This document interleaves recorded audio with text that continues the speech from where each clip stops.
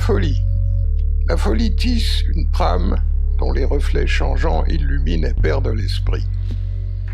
Elle fait de si beaux recoupements d'accalmie et de variété dans les multiples atteintes qui transforment la matière, que tout devient finalement imprévisible. Sur le registre des formes, elle organise l'insaisissable, colorant de bleu l'objet de notre attention avant de tourner sa lanterne multicolore pour nous la montrer jaune, sans changer la couleur de notre logique.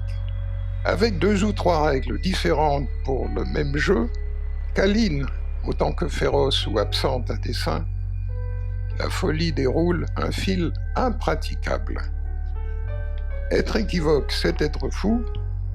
Être univoque, c'est être con.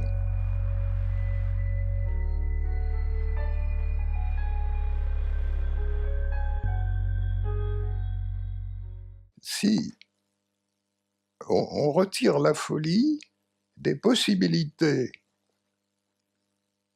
d'entendement et de réflexion et de vision, on ne peut pas aller loin. Parce que ici, d'abord, il n'est pas question de folie pathologique, hein. Il est question de l'autre folie. Celle qui est capable, avec laquelle, du moins, on peut avoir les 2 versions d'une même chose. C'est-à-dire pouvoir se dire que c'est vrai en même temps que faux. Ce qui veut dire, en raccourci, que ce qui est toujours, moi je pense, très nécessaire, c'est de retourner vers soi et de se dire « est-ce que j'ai raison ?» Pouvoir se dire ça, c'est-à-dire amener un doute tout en gardant la conviction. Vous voyez, c'est très complexe. C'est un sentiment qui doit nous rester tout le temps. Parce que celui qui est univoque est un con. Est un con parce qu'il ne peut rien comprendre. C'est l'équivoque qui, lui, embrasse toutes les possibilités. Mais embrasser toutes les possibilités, ça ne veut pas dire qu'on n'a pas un choix personnel. Je ne sais pas si je me fais bien comprendre. Absolument, absolument, M. Verlaine, mais est-ce là votre présentation ça, de vous-même? Ben parce que je suis comme ça. J'espère bien ne pas être con.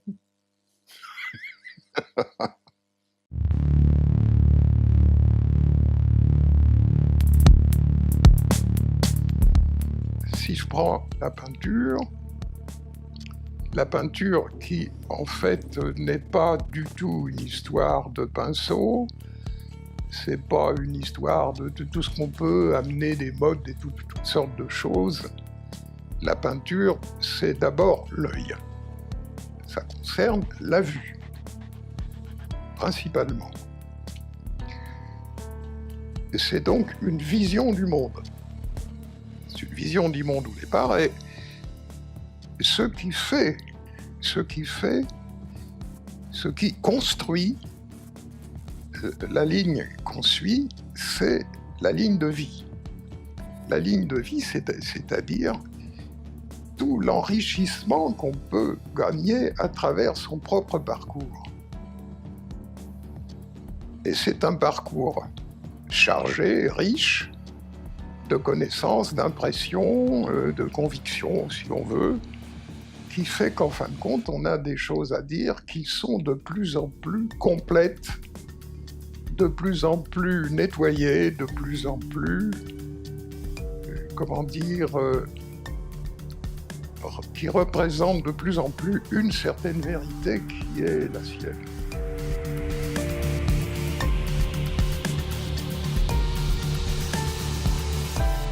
C'est-à-dire qu'à un moment donné, le monde n'est plus une réalité, c'est un spectacle. On voit le monde comme si on était au théâtre.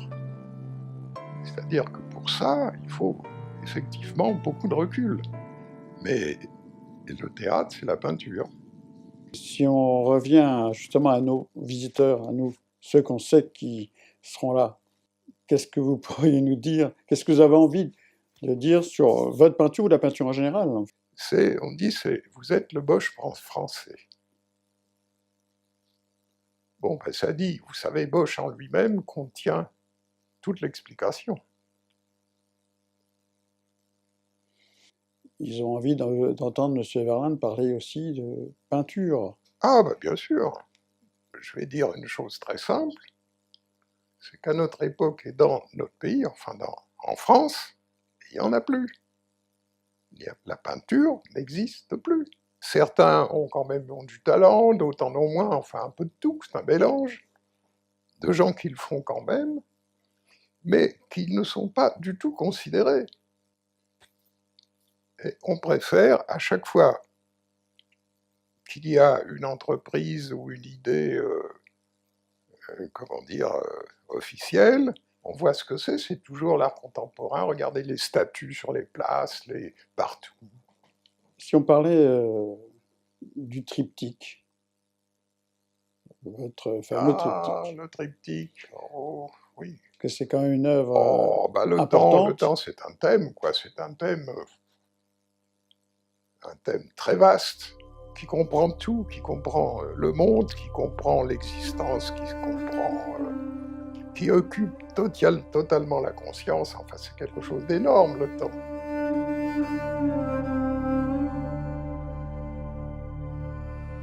Il y a beaucoup de façons de prendre ce sujet, enfin ce thème. Moi, j'ai pris, disons, pour faire court, le chemin de la vie.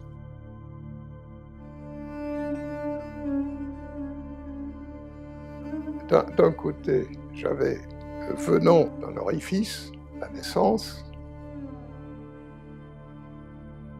qui traverse la vie. Alors là, j'ai tout ce qui peut se passer, la jeunesse, enfin, bon.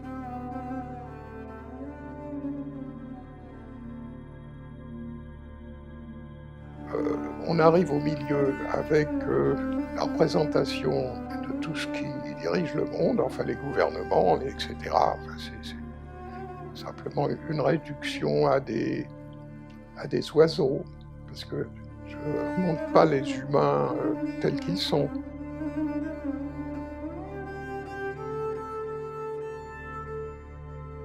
Après, on passe, il y a aussi des gens de l'Institut avec les chapeaux, il y a les choix, il y a la femme, il y a... Bon, et puis de nouveau, on arrive à la fin, à un autre orifice, il y a le trou de la fin où les gens plongent dedans.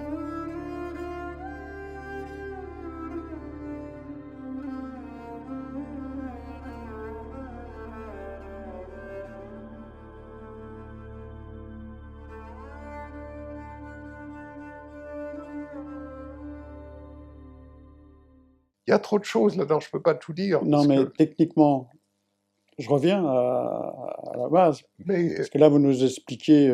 mais qu'appelez-vous techniquement? Mais pour vous, Monsieur Verlaine, on a l'impression que de dessiner, de peindre, c'est facile. Mais tout le monde n'est pas comme vous. C'est horriblement difficile. Ben, oui, heureusement. J'espère aussi que pour vous, ça l'est, parce que pour tous les artistes, ça l'est. Donc, voilà, vous avez 4,50 m de long sur 2 mètres de haut, c'est blanc, c'est vide. Ah oui, non, mais à ce moment-là, vous comprenez, c'est comme un architecte.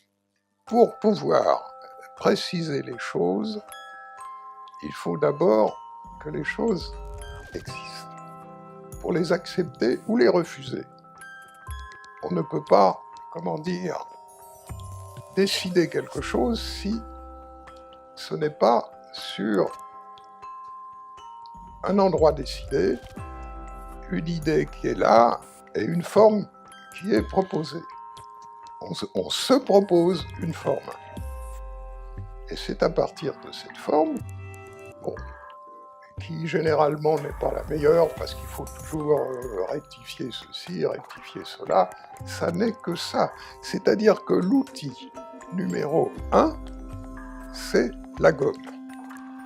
Gommer tout ce qui ne va pas. Retirer l'inutile. Chose qui ne s'apprend pas dans les écoles, où on apprend au contraire exactement l'inverse. un écrivain ne peut pas travailler sans gomme. Il doit se relire, arriver à la perfection, enfin à la vérité, c'est même pas la perfection, mais c'est la vérité de ce qu'il voulait dire, de ce qu'il veut obtenir, de ce qu'il veut faire comprendre. Donc c'est la gomme. Alors ça, voilà ce qui va continuer d'exister tout au long du travail. Ça va être à tout instant, dans tous les détails, dans tous les coins, de voir ce qui ne va pas, pourquoi ça ne va pas, qui amène des réflexions à n'en plus finir. C'est pourquoi, moi, ça m'a pris 1 an, moi, pour faire le temps.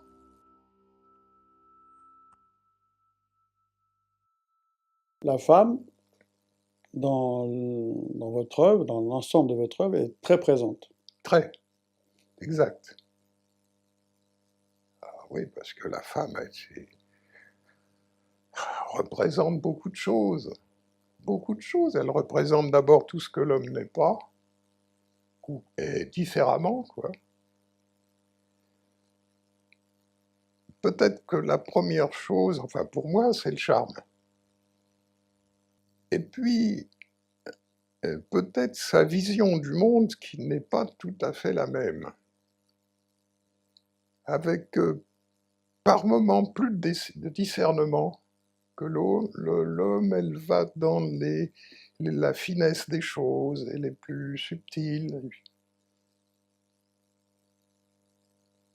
Et donc, en un mot, si on veut, elle est irremplaçable.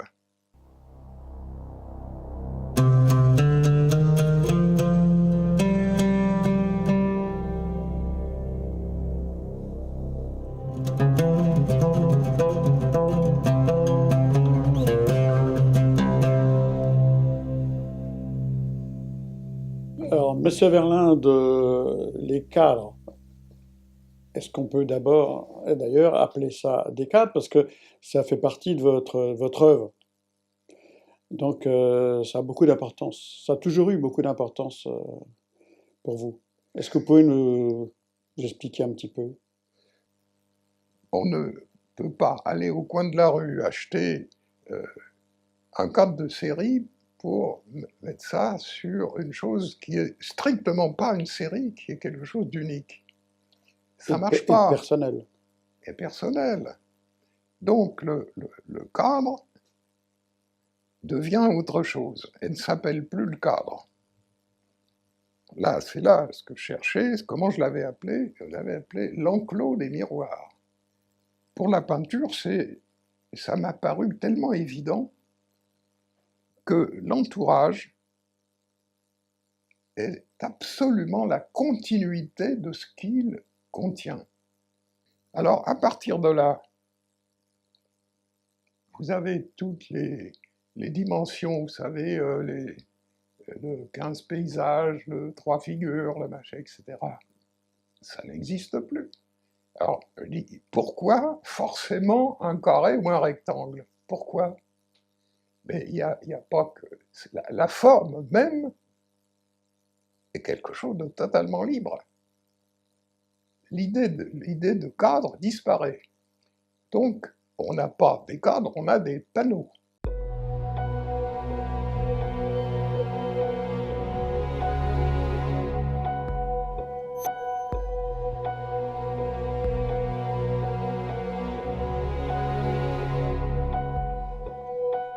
Il est quelquefois beaucoup plus parlant de se servir d'un animal pour s'exprimer. Parce que l'animal, dans son apparence, est beaucoup plus parlant souvent qu'une tête humaine. C'est pas que la tête humaine soit pas parlante, seulement on a trop l'habitude de se regarder les uns les autres, et ça fait moins d'effet que si on fait un personnage, bon, qui est normal comme ça, mais qui a une tête de lion. L'animal, que ce soit les pattes, les griffes, la tête, tout ce qu'on veut, à partir du moment où ça amène quelque chose de plus parlant, de plus expressif, que si on met simplement l'humain, à partir de là, c'est bon. Mais il faut que ça amène quelque chose et que ce soit vraiment utile. Mais si c'est par manie, la manie de mettre des têtes d'animaux tout le temps, alors là c'est très mauvais, très mauvais. Il faut toujours que ce qu'on fait soit exceptionnel. Exceptionnel. Il faut toujours garder une possibilité de surprise. Ce qui n'est pas surprenant n'a pas d'intérêt. La vie est une surprise.